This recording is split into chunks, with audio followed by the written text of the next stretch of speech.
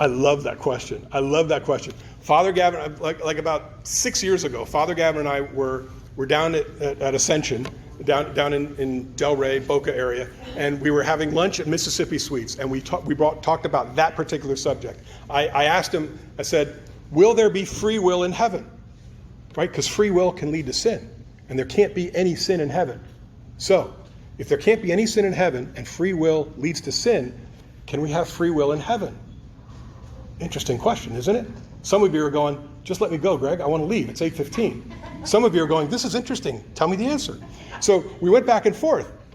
And this is what we ultimately came up with over the table. Yes, there will be free will in heaven. He can't possibly take that away from us. That's the whole reason he designed us. We can't love in heaven if we don't have free will. And we know that there's love in heaven. So they must have free will in heaven. So how does that work? How can we have free will in heaven and not sin? I like this analogy. Imagine there are concrete blocks. Remember last week we had all of these Bibles out on the table? Imagine instead of having all these Bibles, we had a whole bunch of concrete blocks out here. Okay? Enough for everybody to grab. Okay? And I went over and I said, okay, everybody can grab a block and pick up the concrete block and hold it over your foot, and using your free will, you can let it go. Who's going to do that? Anyone? Why? Why? Because you're going to hurt yourself, and you know it. Because it's the physical world, and you know it. So you know you're not going to, you have free will, but you're not going to injure yourself. Somewhere between now and when we get to heaven, we are going to understand the spiritual world so goodly. We're going to understand the spiritual world so well that we won't do that to ourselves. We can be in heaven, we can love because we've got free will, and we'll never hurt ourselves. We will never sin because we understand the spiritual world. Somewhere between heaven, here and now, here and then, we get that. Does that make sense to everybody? I think that's a cool concept. Now, take that concept and think about today. Sins are bad for us, right?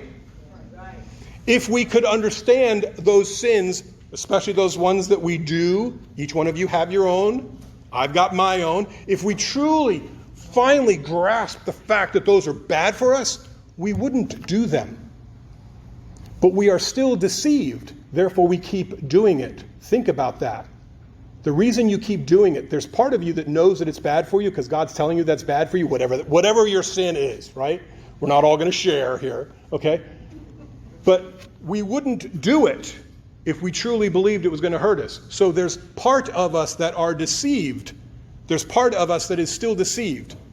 Part of each one of us. I'm getting it grammatically messed up, but you understand what I'm saying. There's part of us that is still deceived. If we could truly, those sins that we wrestle with, if we could understand them well enough that we understand that they're actually truly hurting us, we wouldn't drop the concrete block on our foot.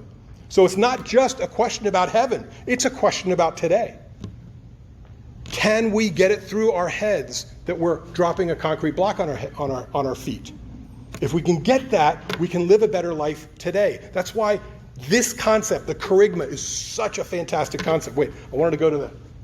Hey, look, I wanted to put that up for the last book. So I mean, that's why I get so animated about this talk, because it's got so many good things, and it leads to other things. This is going to springboard for the rest of the time that we're together. Everything that goes into here. Any other questions?